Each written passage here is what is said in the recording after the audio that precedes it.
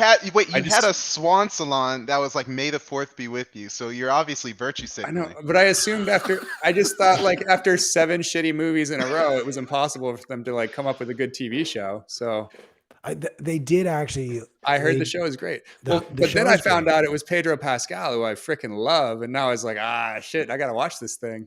Q is about to go on and on about how that one movie is so good. Which one is it? Which one is it, Q? Dude, Rogue One. Rogue One is elite Star Wars filmmaking, and just like an elite Rogue One is film. dope. Period. All right. Alrighty. Well, ladies and gentlemen, we are back.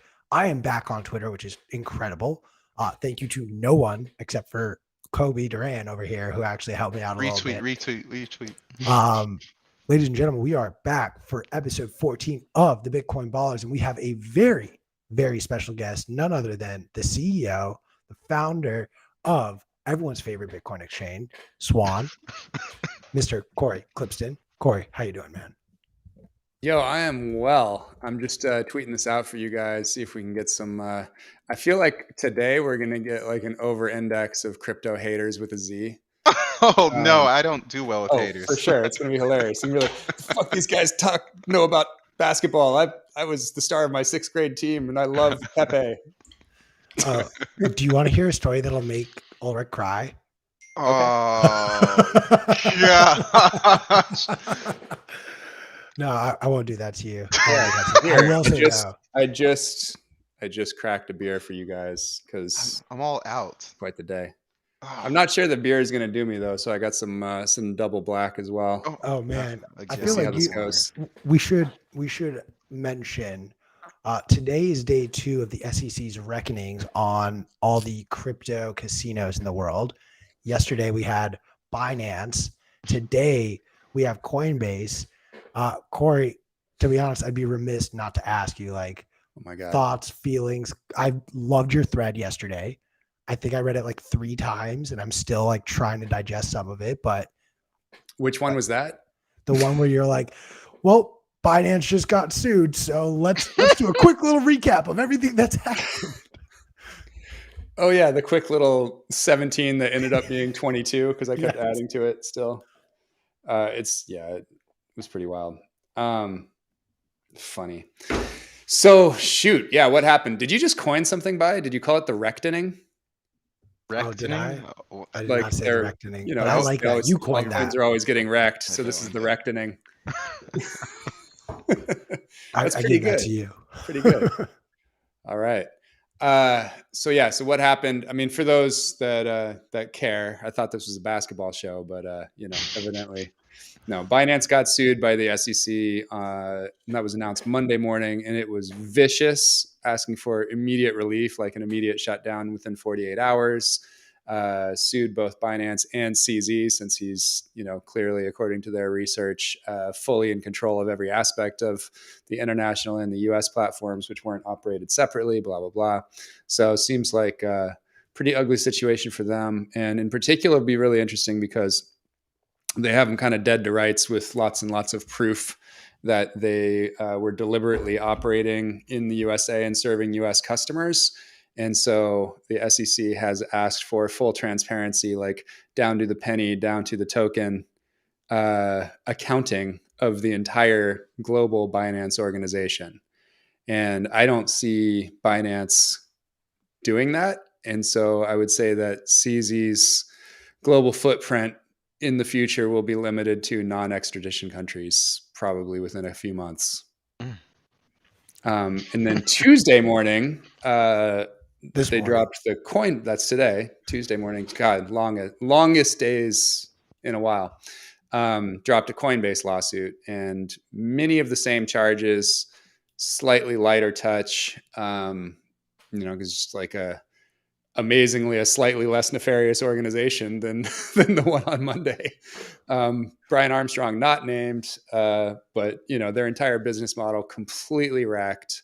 All the altcoins called securities, all the staking stuff that they're doing to save their ass now that they're public, securities, etc. The only thing that's left out thus far is, specifically naming a particular token a security, because that's not actually how securities are defined. It's actually based on how they are marketed, packaged up, and sold. And I do believe that there is a lawsuit coming this summer against Consensus and the Ethereum Foundation, specifically around all of their activities versus around Ethereum over the last 6-7 years. All right, you just answered the question I was going to ask. I want to shout out our boy Nico in the audience right now for teeing me up for this, but you are 5 for 5. You've been calling the shots since last summer. No, I didn't call Coinbase. I mean, I've been talking about it a lot, but not in the same way. I haven't been saying like, oh, Coinbase is going down. I mean, I'll give you a high five, Nico. Yes, I got it. Yeah, we like high fives around here. But no, I mean, I'd say I think there has to be like a temporal aspect to it as well, because you can't just like say that something's going down and 6 years later it goes down. I mean, you kind of can, and you'll always be right if you're a Bitcoiner, because they will all fucking collapse. So that actually is like the foolproof way to always be right, is just say that some shitcoin or shitcoin company will collapse, and it will eventually. Yeah. Never post your time horizons. But I often did, and that's what I think was interesting about those three, is because I was actively calling Luna to actually collapse really soon, Celsius to collapse really soon, and FTX to collapse really soon. And so that's why I think that went down. So I don't know if there's high threes or anything like that, but I'll stick with that. And I've been forecasting real intense regulatory action against Binance as soon as FTX went down. So, the same day, basically starting November 6th, 7th, 8th, whatever, I was saying that I think Binance is going to essentially get kicked out of the US, and there'll be a lot of scrutiny on them around the world, whatever. So, I probably not 4 for 4, probably like 3 for 3, 3 for 3 with like, maybe a hockey assist. You're being way too humble, but you are also right. This is a basketball podcast, and I appreciate you at least pandering a little bit to the Bitcoin side of the Bitcoin ballers. Absolutely. But this is a valid conversation, because one of these companies is like a main sponsor for the NBA. Coinbase, literally anytime you see a basketball hoop at an NBA game, they've got their little placard there. We're talking about FTX briefly, formerly known as the FTX Arena, Crypto.com, and now it looks like there's a lot of evidence that Crypto.com is basically a front for Binance. Oh, so when are we getting the Swan Dome in LA? That's the plan. I mean, so here's the one time I don't want a scam to collapse immediately is Crypto.com. Like, just wait like 2 years. Hold it. Yeah. We need to one more cycle from here. One more cycle. Let me get into the bull. And, I think we got a shot at getting that arena if Crypto.com can just hang on and not completely blow up before like 2026. Okay. I got a pitch. So this is the only time I'm rooting for a shitcoin company ever, is right now, Crypto.com. Hey, you online marketing Southeast Asian dwelling absolute scammers. You got this. Just stay alive. 3 more years. 3 more years. You heard it here first on the Bitcoin Ballers.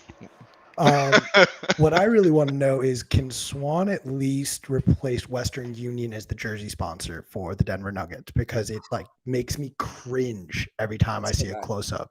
No, bro. See, like, we want to take away all the exchange sponsorships. Okay. And then Strike is going to take away all the shitty remittance sponsorships. Ooh, I like this plan. So, yeah. So the Lightning companies and the remittance companies should take the payments companies and the remittance and like take all those sponsorships. Okay. And we're just going to absolutely wreck the crypto exchange sponsorships. Okay. The Philly 76ers, Lakers Arena. Absolutely. It's just going to be like, it's going to be Miami. Yeah, we'll take over the Heat Arena, the LA one. We can get, River on the Oakland Stadium or whatever. I guess it's San Francisco now. We get Unchained sponsoring the new Longhorn Stadium or something down in Texas. It'll be dope. I like this plan. Bitcoin will take over it. We just need give us some time, guys. Let another cycle. One more progress. cycle. Exactly. Cory, you've been a basketball fan for forever, since longer than I've known you. But since the second I've known you, you've been really preaching the basketball. Who was like the first team that you were just like, oh my God, this is why I love this sport? Oh yeah. So you have to remember how freaking sheltered I was growing up in Northern Cali. So we didn't have TV. at all. Basically, I think I maybe watched like a Friday afternoon Disney movie or something once a year or something like that. So we moved up to Seattle and, kind of got out of the hippie lifestyle. I'm going mainstream. And I went straight into the 87-88 Sonics season. And that was basically the first year that I watched basketball. And we had the big three, which was X-Man Xavier McDaniel, Dale Ellis. And who was the third? Olden Polynice. Come on. It's not Sean Kemp. I know. Sean Kemp's too young. Let's just say he's a 6'10" white guy that had one of the most vicious highlight dunks in the history of the NBA. Detlef Schrempf. No, dude, that's way later. Tom Chambers was on the Sonics. Tom Chambers. Yeah, I didn't know. So that was the big three. Pre Phoenix, Tommy was in Seattle. He actually won the All-Star MVP in '89 because that game was in Seattle, and he just went ham and won the All-Star MVP. So yeah, that was the squad. Nate McMillan was a rookie, and I was playing point guard in my like Pee Wee leagues and stuff. So I'm like all over Nate. I'm like, Nate's the best. I still held on to like Nate being my favorite player into like Gary Payton's third year, and then Gary Payton's been my favorite player ever since. Remains my favorite player to this day. So I was in Las Vegas playing a basketball tournament, adult league. Went to a PF Chang's. Me and my buddy went to go sit down, and Gary Payton was sitting at the bar. And rather than him being a stuck-up, former ball player, we were sitting there, me and my buddy, and we started talking about the Lakers. This is like Jordan Farmar, Kobe time frame, and we were talking about the playoffs. And he looked over and he was like, "You know what I think?" And it was like, oh my gosh, it's like vintage Gary Payton. This is exactly how he is on TV. He was sitting next to his girlfriend. He went around the table, around her, and sat next to us. And we ended up talking about hoops for about an hour. I was like 24 years old at the time. It was the best thing, dude. Gary Payton is legit. He's such a good dude. I've run into him a few times in my life, just randomly, and said what's up. And, it's always been memorable. And, you can kind of see he's a good dude. I don't know if you remember, it was early in the playoffs last year, and his kid was just, crushing it for the Warriors. And he basically gave like a 10-minute interview about it. It's the only one he did during the whole playoffs. And he actually deliberately stayed out of the commentator booths and the studio while his kid was on his first playoff run, because he wanted no focus on him. And he talked about that and what he wanted to do, just keep the shine on his kid. And I just thought that was freaking awesome. As a dad, I just thought that was amazing. So what makes you feel older? The fact that Gary Payton Jr. balls out of the NBA now, or the fact that Nate McMillan is like a veteran coach who has had a head coaching career and is now back to being an assistant coach? Man, I feel young. I just love going and, schooling some of these college kids and high school kids and young adults at the gym. And they're all like, "You're older than 35? Oh my God." I'm like, that's right. That's right. That's right on. Anyway, I am no longer Jordan at 23. I actually am 45. It's okay. I learned that the hard way. I want to. Yeah. Do we have to talk about that time that you got sabotaged before the 3-point contest and the court jumped up and like popped your Achilles or something? Dude, I swear, to this day, I stand by. Something hit the back of my leg. Oh, there's some mojo, man. I know there was like the basketball version of Tanya Harding, just like clearing the decks. Somebody distracted Ulric, so he was like inside and didn't know about the contest. Q popped his Achilles. Like everybody has an excuse as to why they weren't there to get taken. I was too mad. I was too mad losing in the championship. I said, "There's a 3-point what?" Hey man, that hoop was low enough. We should have just had a dunk contest, honestly. That's true. It was actually weird. It wasn't that bad. It was about 9'9". Would you say it's about 3 inches under? I would say 9'6". I thought it was 9'6". It was not 9'6". Oh, we had the rim too easily. That was 9'6". We had Jordan Bush cocking it back like this. I'm sorry, like just 9'6". When I was growing up, and you're wrecking the legend right now. At least I didn't win the dunk contest. Oh man. I'm definitely gonna be the scorer. Like, I want to be one of the scorers of the dunk contest next year. I'm gonna pull a D Wade though, and only give it to the home court team. So listen, man, I know about love and loss with those early Sonics teams. You know, I mean, my favorite team of all time actually was I think it was the 92-93 team that lost to Denver in the first round. But that, to me, the way the Sonics played in the regular season that year was the most exciting basketball that I've ever seen, by far. It was basically before Gary and Sean developed jump shots. So they basically had to win by full court pressing and just getting to the rack every single time. Sean Kemp developed a jump shot? Eventually. I guess you didn't watch the 96 finals against the Bulls? The guy didn't miss. He almost willed the team to win, even though our otherwise amazing coach made the dumb idea to not have Gary guard Michael. As soon as they moved Peyton onto Michael, he didn't do shit the rest of the series. Right.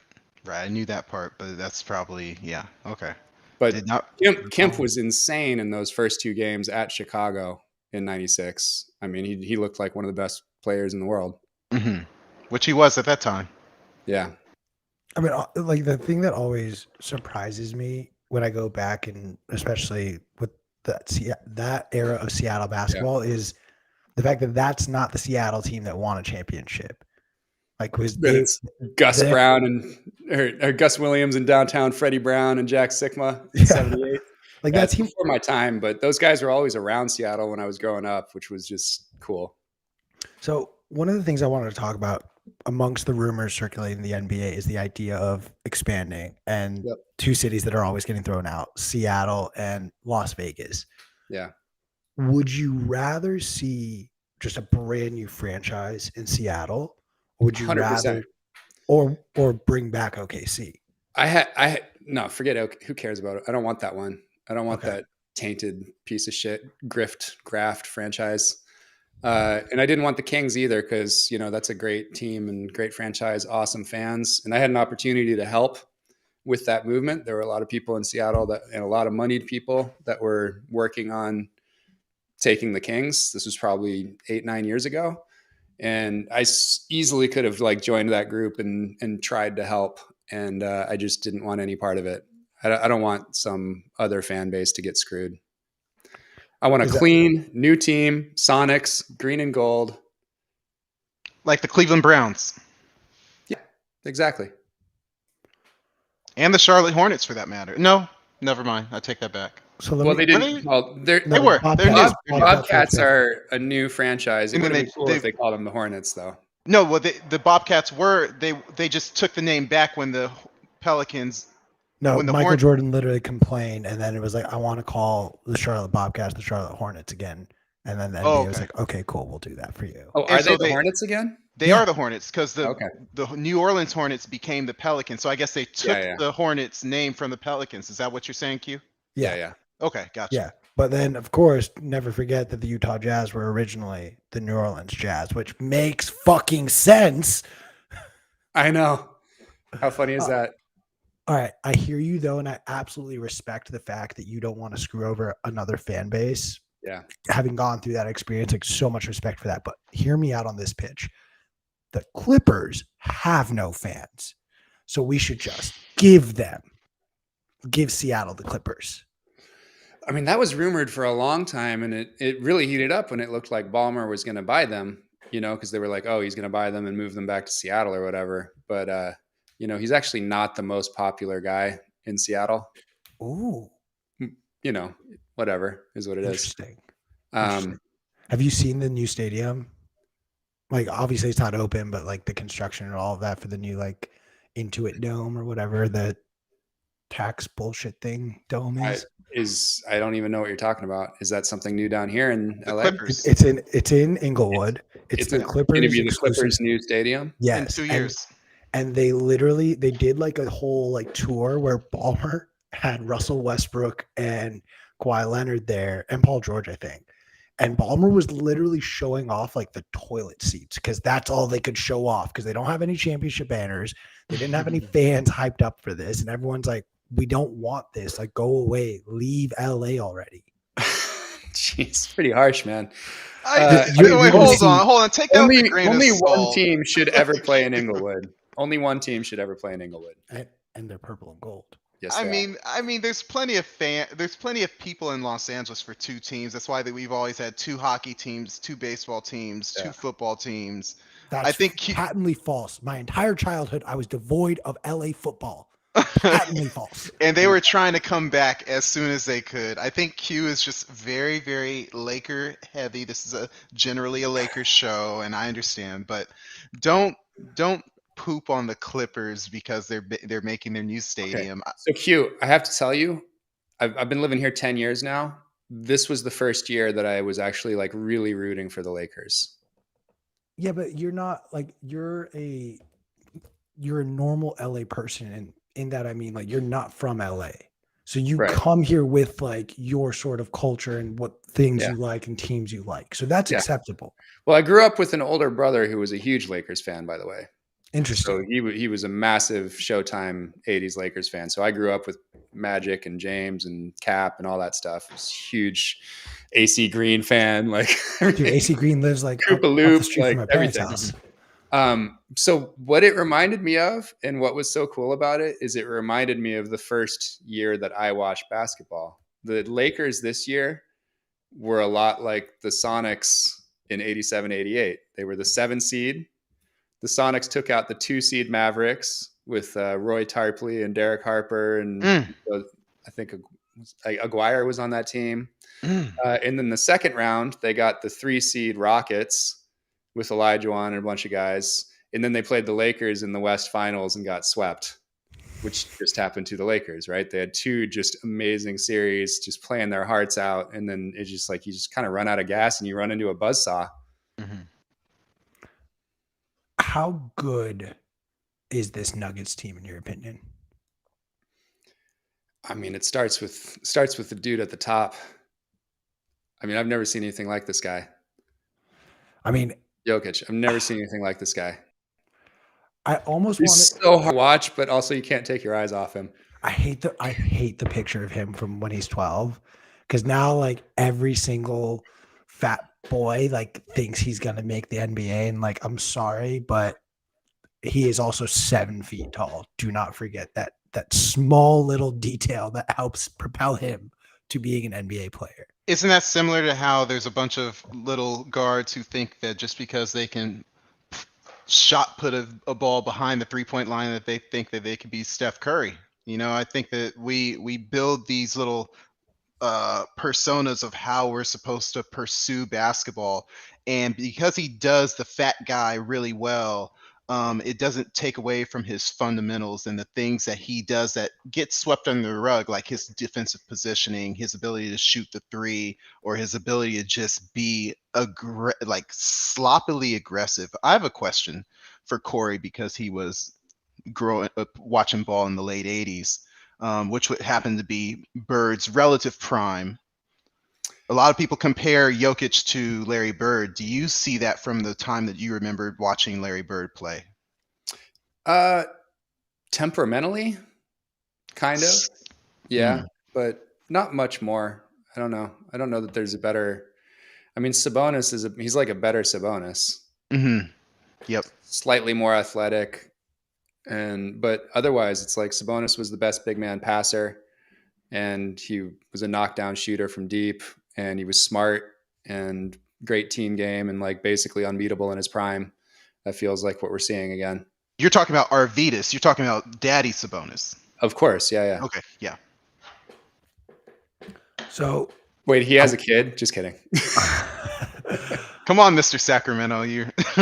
I kept them in Sacramento. Okay. Wait, listen, I'm used to on the casual shows, engaging with comments and answering questions. It used to be my thing when I used to do Swan Lounge with Brecky, who I know you guys know. So Connor, know your role.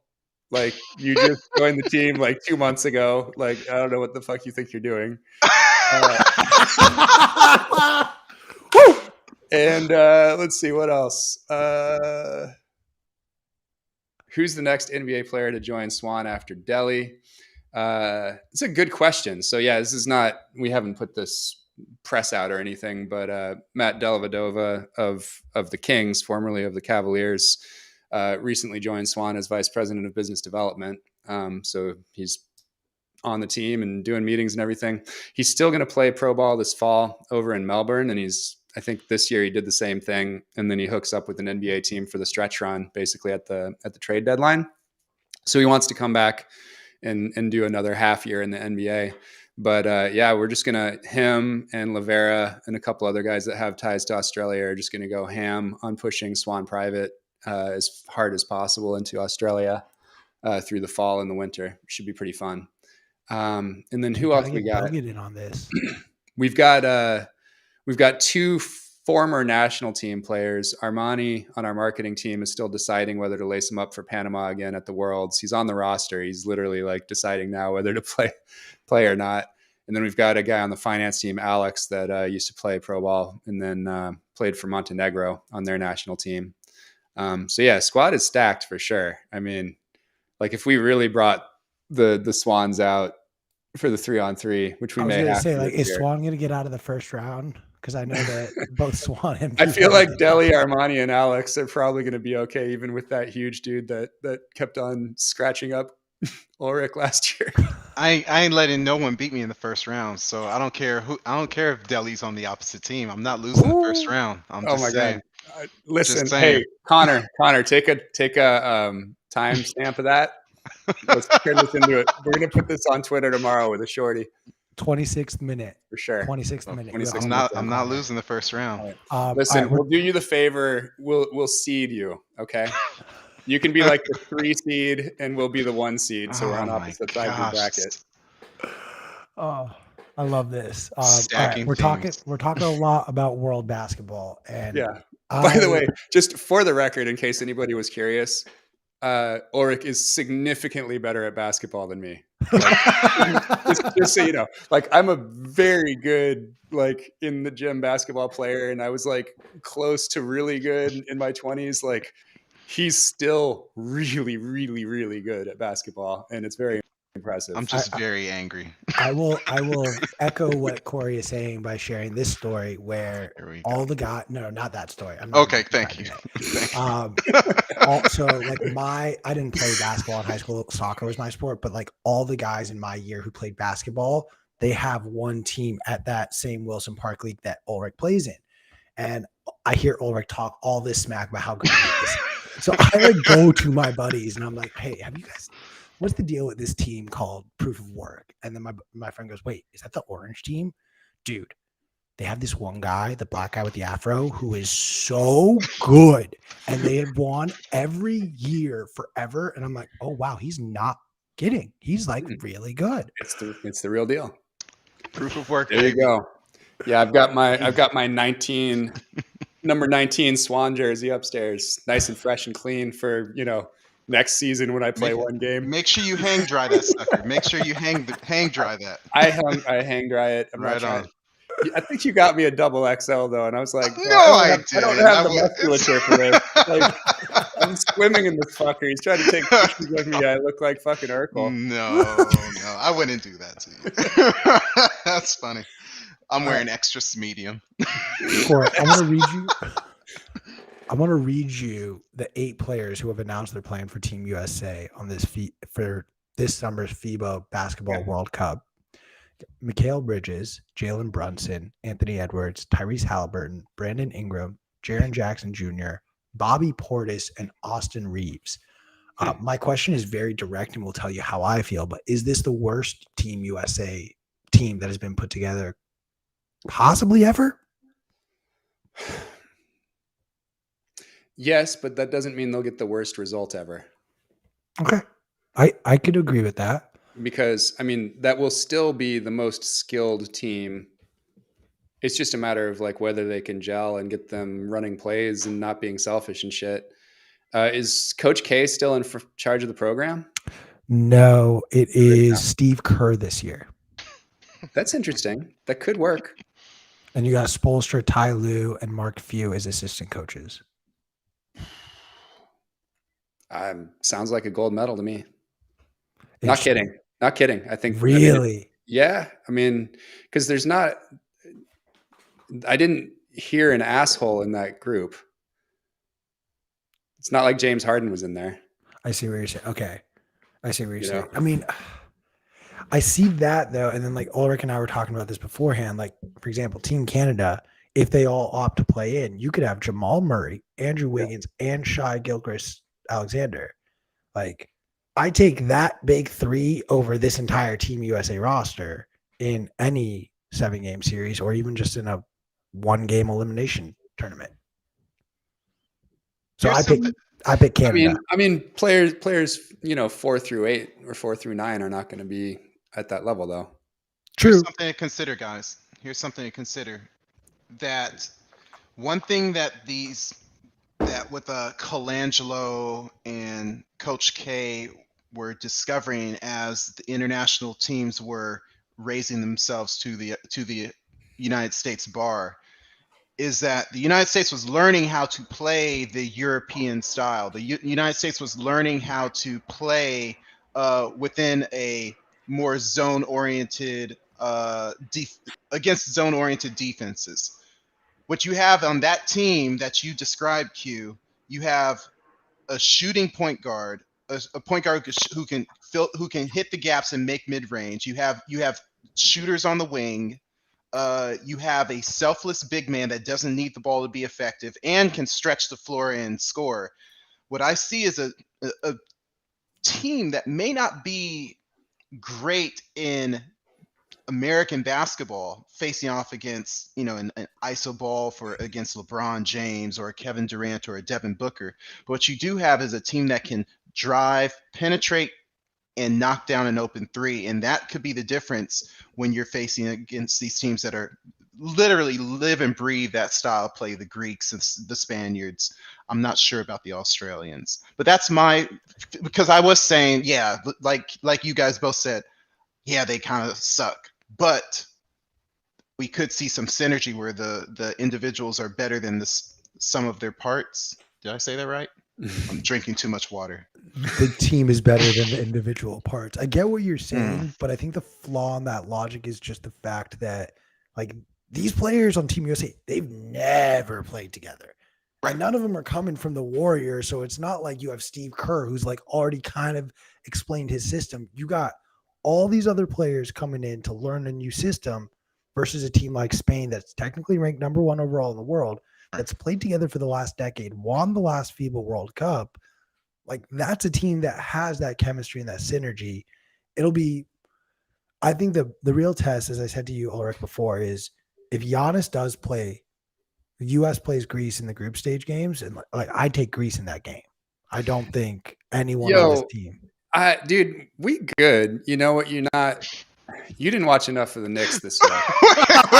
Wait, what? Jalen Brunson and Jaren Jackson Jr. There's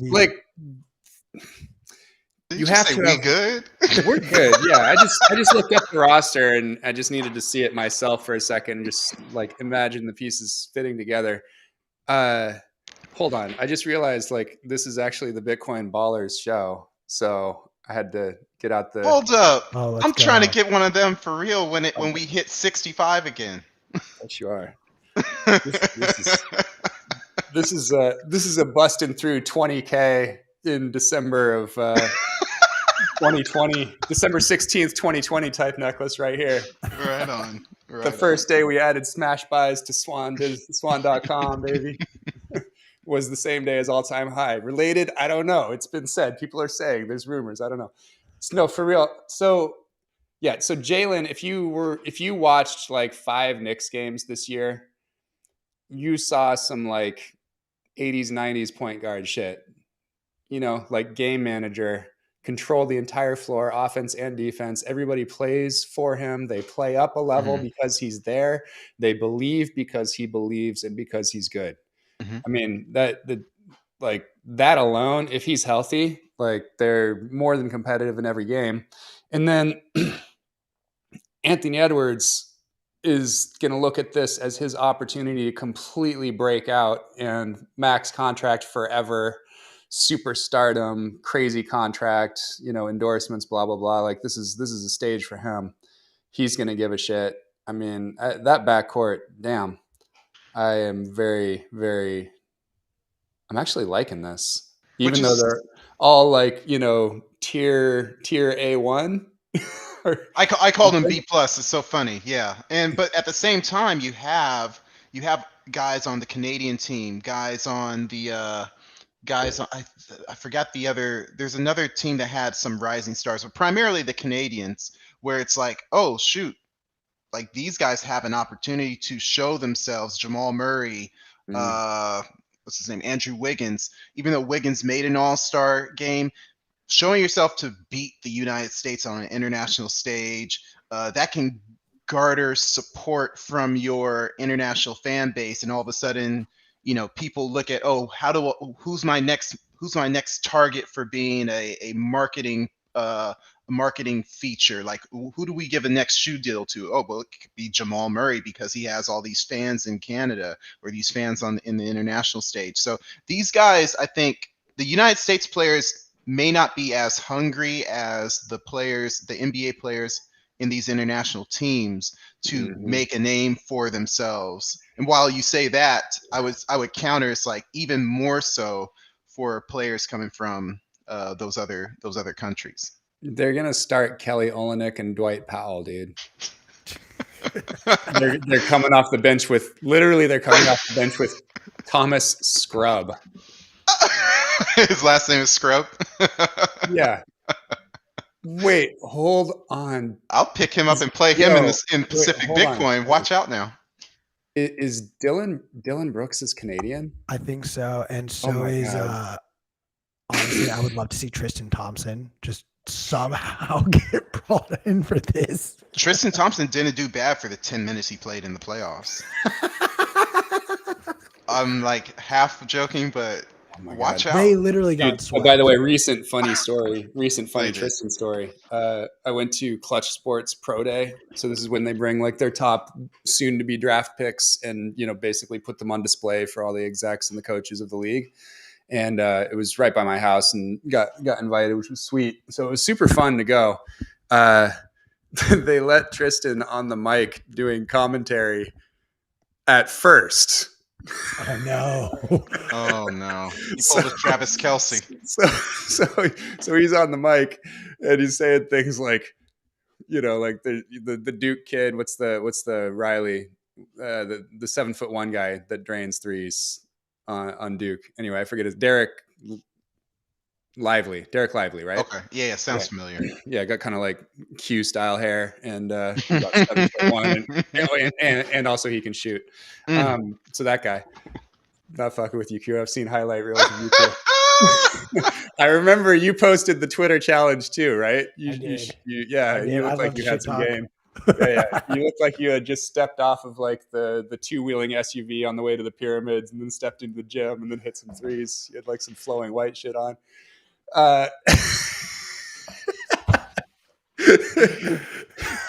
You like kebab. I get it. It's all good. What can I say? I love it. Cory is roasting the host of the Big I'm here for it. I'm so bad at basketball. Like, I know it. All I can do is talk here. Oh my gosh. My face hurts. Go. I totally forgot where we're at. So Tristan's doing commentary and he's saying shit like, you really got to stretch the D in today's NBA. And we're like, really? So anyway, they took the mic from him before the first guy was even done, and there was no commentary the rest of the day. They just played music. Clutch Sports, everyone. It's good times. Oh, anyway, What an organization, by the way. You want to talk about like culture with a charismatic leader? Holy shit. Clutch. I mean, oh, dude, Rich Paul, that motherfucker should lead a fucking shitcoin. It would crush Ethereum. He would market the shit out of that shitcoin. You know the story of how he met LeBron, right? I don't know the story. I'm just plugging in a little bit. Their head of marketing recently invested in Swan, and so started hanging out and kind of getting to know the squad. And it's dude, all levels of that team are awesome. Like they're 22-year-olds and they're 26-year-olds that are running around handling players and shit. Like they're great people. It's a really impressive culture. So Rich Paul was allegedly like just selling shit out of the back of his car in Ohio, and that's how he met LeBron. He was just like straight up hustling, and then they like forged a friendship, and LeBron was like, yo, this dude just grinds and hustles, and I need that. I need someone like that in my life. And so that's how he got his break. Yeah, that's how I met Nico. I needed somebody to grind and hustle. You met him selling what out of the back of his car? Nico was selling like miners. He was selling Bitcoin. He was selling shows, like selling merch. He was selling like Miami parties. I was like, I need a guy like this. I need East Coast representation. Oh my gosh. What can you say? Like, what is Nico? How does Nico respond? He's like, yeah. Just that's like Q responds. Like, don't add him to the show. Let him be in the comments. You know, like he said, keep him silenced. Damn. No love. All right. The only other thing I wanted to ask about before we dive into the finals is this stupid ass rumor going around the NBA that Kyrie's going to stay in Dallas, and he lobbed a call over to LeBron to explore coming to Dallas. From a scale of 0 to absolute tomfoolery, how ridiculous is this conversation being had right now? Like, is the NBA media that desperate, including us, because we're talking about it, that desperate to have LeBron in the news cycle? And second question, is the NBA doomed when LeBron retires? We'll answer the second one first. NBA is fine. This was like probably the most interesting NBA season in years to me. Like by far the most interesting. And it's crazy because I feel like the dominant storyline of the first half of the season didn't even make the playoffs because Kyrie ruined it. But, you know, I started watching the NBA again constantly because of Luka.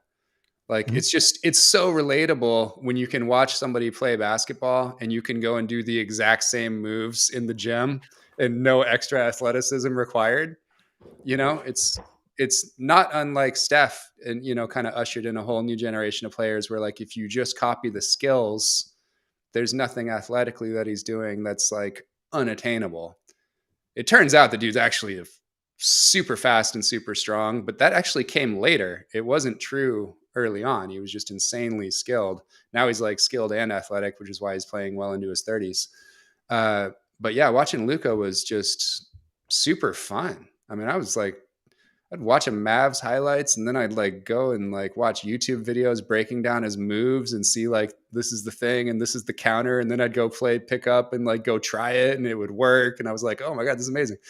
And then they added Kyrie and it just all went to shit. But that's because they both need the ball in their hands. So as far as LeBron, I mean, it's just such a stupid move and there's no way he's ever going to do that. The dude just, you know, he just does Hollywood deals. Like Bron is in it's in the credits of like half the movies I watch now, right? He's here. He's in LA. Clutch is here. Like Clutch got bought by UTA. So now they're owned by an agency. Like he can package anything he wants. He can get into any deal. And his legacy, like he'll be known as a Laker forever if he just stays, right? And he can do business in this town forever and his kids will be great and his kids are here. Like there's zero chance this dude leaves LA. He will retire here for sure. So I want to share a story of when I was working in Hollywood as an agent and I was so desperately trying to sell a show to Spring Hill and I couldn't get a response out of them. And this was the like end of the season in 2018. So he was still technically in Cleveland, but they had been eliminated from the playoffs at this point. And the response I kept getting was like, he actually likes to be involved. Like he has to read everything. And I was like, well, if he's getting so hands-on, does that mean he's coming to LA? And then my boss got an email from Spring Hill asking for a new agent to cover them because they said they couldn't talk to me anymore after that. But I called it. I knew he was coming to LA, and you're absolutely right. He's going to retire here. Every aspect of this is laughable, in my opinion. Ulric. I don't think that Kyrie has the platform to ask him to go to Dallas. That's pretty much what happened this playoffs. Completely shifted the paradigm of where the NBA is. The Lakers are a good team. Lakers are arguably a top 4 team in the NBA, because they made it to the semifinals.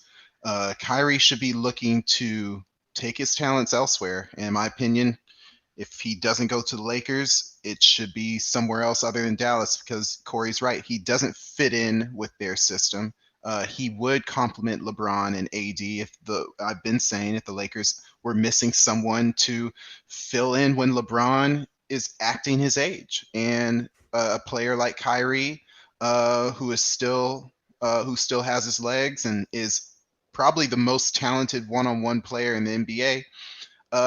That would be where he fills in. So him playing, I don't know if it's hardball. I don't know if it's just talking, if it's just virtue signaling or playing poker. There's only LeBron is staying put, and it's a matter of whether the Lakers can upgrade from D'Lo or they run it back. I stand by. I still am just bring everyone back. Do not mess with this. Sign Draymond to the mid-level exception just to add a little bit better big man depth, in my opinion. But I'm not panicking. Apparently the Lakers came out and also said that they're not pursuing Kyrie as like a wink, like, hey, we're not tampering. Please don't take draft picks from us. But everyone knows they're talking to Kyrie. Like, you better be kicking those tires around, Rob. Yeah. Don't do something stupid again. Going to the live legs. I just need to comment on live young legs. Mm-hmm. Like Austin Reeves, like he's healthy and he doesn't get injured all the time because he's in his 20s. Yeah. Like he's just a good basketball player. Get some more good basketball players that have energy, because LeBron is just going to stand for the entire second half and not do shit like he did all year. Like he doesn't want to go because he knows he has to expend too much energy to drive. And so he saves it for the occasional fast break, basically. And so you need everybody else to be live legs. Which they should be putting players around him that can do that. And there are plenty of options out there. Hopefully they do it in a frugal way, because if they're going to bring in a big money player, whether it's Kyrie, bringing D'Lo back, there's not going to be a lot of money to throw at expensive young legs. So they have to find ways to bring back their current roster, pay the luxury tax. But these are the kind of things that will get hopefully fleshed out for the betterment of that team. I think that they made great trades to put them in a position to win now, and it's now about making those minor adjustments, or as Q says, make those minor adjustments on the court in practice. And somehow I do feel like the Lakers will be back in that same position where they'll face off against a team like Denver again, and we'll see if they can beat them. I still blame Rob Pelinka for the fact that KCP is not on this Lakers team and that he's playing for Denver. I will never forgive him for that. Real quick, I'm sorry, Q. I wanted to go to the chat. Nakamoto Culture Club talking about it's unfair with load management. These are the type of questions we're going to be addressing during the summer. It's a valid point, and it's worth at least a quarter of a show. But I would say these players also do have the right to work out their own deals with their teams, and if the players want to play 65 games, then it is their inherent right, and teams don't have to sign them for that contract if they know that the Kyries or the LeBrons are going to not play a full 82. That's my input. I'm sorry. Cory, I want you to settle a debate that Ulric and I continue to have both on this show and in our texting conversations. Is Doc Rivers the worst, most overrated coach in the NBA? I don't think it's a debate. And will those are two different things. He's definitely not the worst coach because he gets to the finals and he keeps on managing teams to decent records. He's gotten the finals twice. Just to clarify, he hasn't been back since 2010. It's in the playoffs.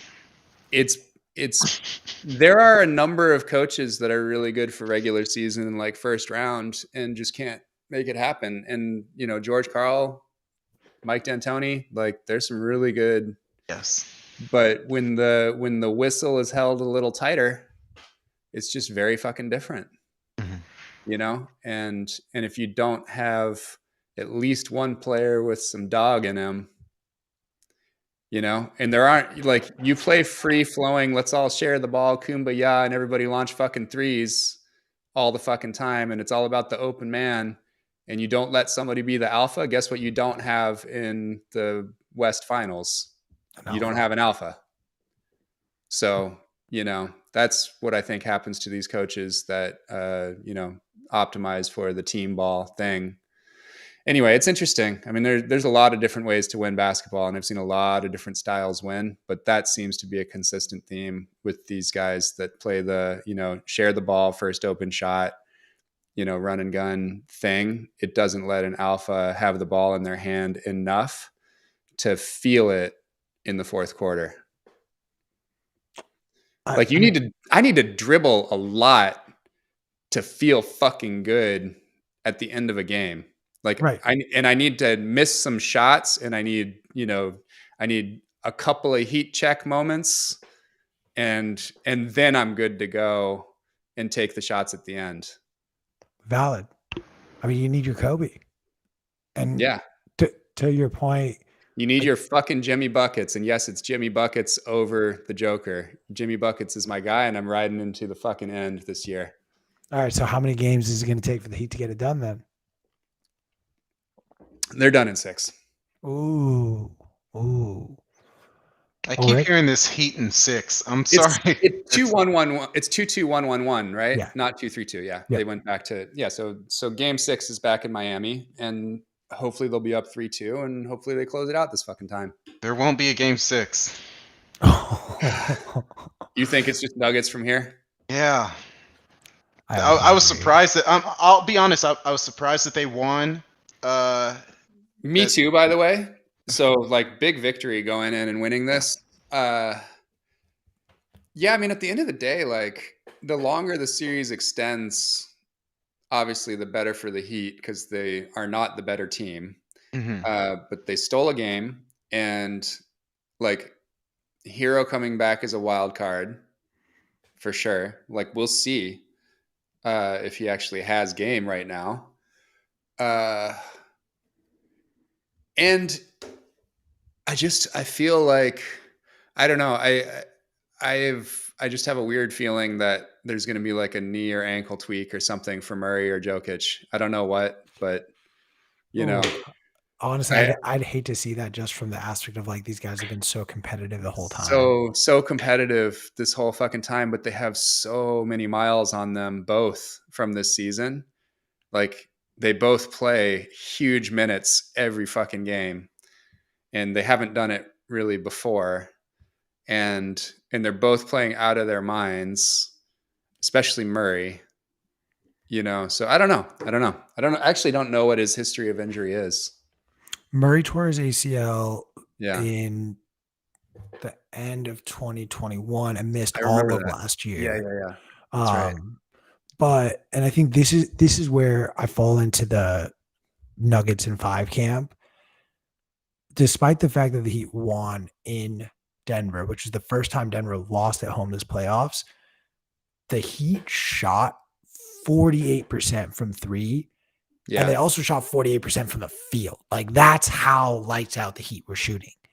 They did that and only won by 3 points. Like, that was the best performance the Heat were going to give you. And they scratched and clawed. And also on top of that, the Nuggets didn't shoot very well. I think they shot just at 30% from 3. So you're dealing with a team that overperformed, team that underperformed, and that's what you see. I typically hate that argument, but the fact that we saw that in Denver, I think the Heat win one of these games, maybe, but I don't think if if the Denver Nuggets are able to take a game in Miami, I don't think the Heat are going to be able to do it a second time in Denver. I think the best shot the Heat have is to force this, win these 2 games, and try to win it, wrap this up in game 6, and just kind of expect you're going to lose game 5 back in Denver. Let me chime in real quick. All right. There's a few things that are going on in the chat. I do like the idea of Nakamoto Culture Club saying Joker scores 40 points plus Denver's 0-3 in the playoffs.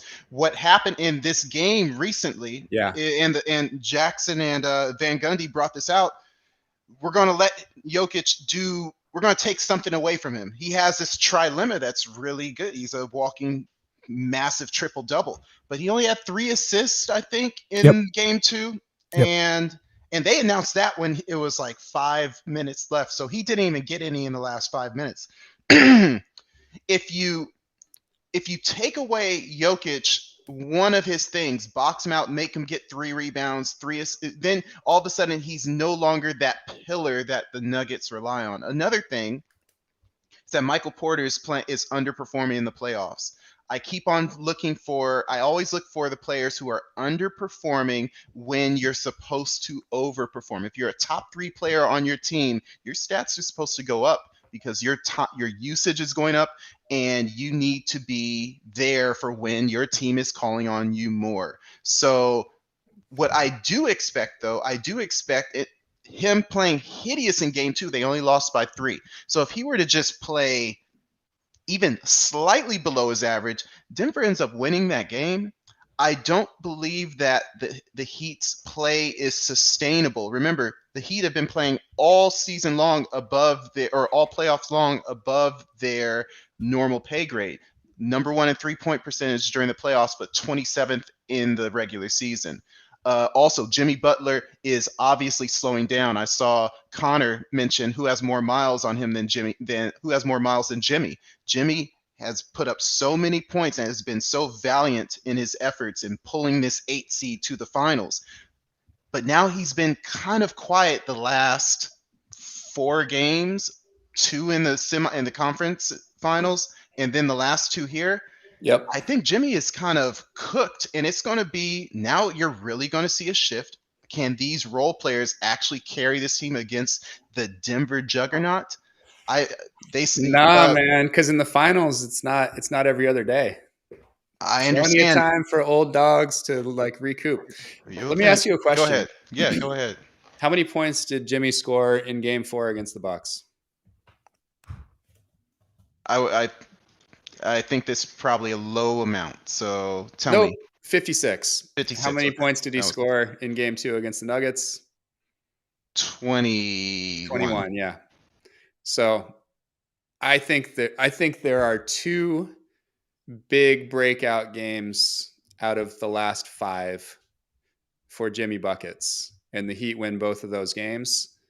So let's see if the Nuggets can win the other 3. I don't see Jimmy scoring more than 30 for the rest of the playoffs. I see 2 games over 30. Okay. All right, Cory. Who do you see guarding Jimmy, though, Ulric? Oh, I mean, nobody, and it doesn't fucking matter because we got a dog. I don't think that Jimmy is making himself the type of person that needs to be guarded per se. He's missing all of his mid-range. He's missing all of his shots off the dribble. He's not being hyper aggressive to the rim. When he gets to the rim, he's facing up against Porter. What's dunk contests? Why do I forget his name? Power forward. Porter, Jokic, and Gordon. Aaron Gordon. He's facing up against 3 pretty big and physical, long players. He's just not going to body up against people like he could against the Bucks without Giannis, or like he was against against the Celtics. So I just feel like, is he cooked Nakamoto Culture Club? I do believe that he has essentially pulled this team to where they are, and I don't think he has any energy left to face up against a team that's as resilient and as fresh and as chemistry bound as the Denver Nuggets. That's not taking away from Jimmy. Jimmy is has had his best playoff ever to date, but his team has to fill in these gaps. And when you consider all the injuries they've had, Tyler Hero's been out. I think it's just a little bit too much for the Heat to overcome against a fully healthy Nuggets team. But again, if anyone is going to surprise me, and I keep saying this to all my friends, to Q, if anyone is going to surprise me and say, yeah, the Heat won despite all your little preferences and analysis, I'm like, I'll be the first to admit, yeah, because they that dog. And mind you, Bam is playing great right now. Bam plays great when he has Kevin Love there to help out. Bam actually is not playing great when Kevin Love's not on the court with him. We all need our teammates. So yeah. And that happens when you have a center.